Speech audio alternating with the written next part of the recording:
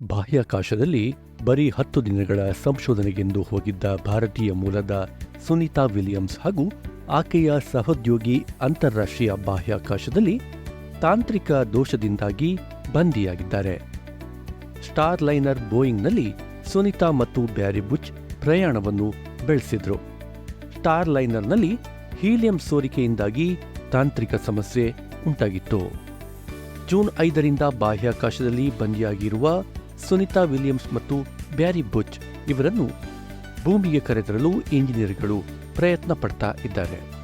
ಜಗತ್ತಿನ ಮಾಧ್ಯಮಗಳೆಲ್ಲ ಬಾಹ್ಯಾಕಾಶಕ್ಕೆ ತೆರಳಿರುವ ಗಗನಯಾತ್ರಿಗಳು ಭೂಮಿಗೆ ಬರುವುದರ ಬಗ್ಗೆ ಸಂಶಯ ವ್ಯಕ್ತಪಡಿಸ್ತಾ ಇರುವುದರಿಂದ ಜಗತ್ತಿನಾದ್ಯಂತ ಚರ್ಚೆಗಳು ನಡೀತಾ ಇದೆ.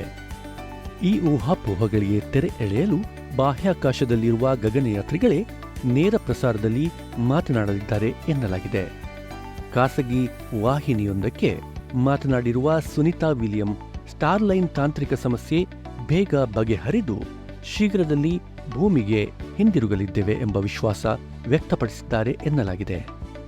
ನಮಗೆ ಅಗತ್ಯ ಇದ್ದರೆ ನಾವೇ ಸ್ಟಾರ್ ಲೈನರ್ ಬಾಹ್ಯಾಕಾಶ ನೌಕೆ ಪ್ರವೇಶಿಸಿ ಅನ್ಡಾಕ್ ಮಾಡಬಹುದು.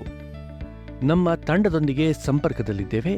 ಭೂಮಿಗೆ ಹಿಂತಿರುಗುವಂತಹ ಸರಿಯಾದ ಮಾರ್ಗವನ್ನು ಆದಷ್ಟು ಬೇಗ ಕಂಡುಹಿಡಿಯುವಂತಹ ವಿಶ್ವಾಸ ಇದೆ. ತಾಂತ್ರಿಕ ದೋಷವನ್ನು ಆದಷ್ಟು ಬೇಗ ಸರಿಪಡಿಸುತ್ತೇವೆ. ಬಾಹ್ಯಾಕಾಶ ನೌಕೆ ನಮ್ಮನ್ನು ಮನೆಗೆ ಸುರಕ್ಷಿತವಾಗಿ ಕರೆದುಕೊಂಡು ಬರುವಂತಹ ಪೂರ್ಣ ವಿಶ್ವಾಸವಿದೆ ಎಂದು CNN ವರದಿಗಾರರಿಗೆ ತಿಳಿಸಿದ್ದಾರೆ ಎಂಬ ಮಾಹಿತಿ ಲಭ್ಯವಾಗಿದೆ.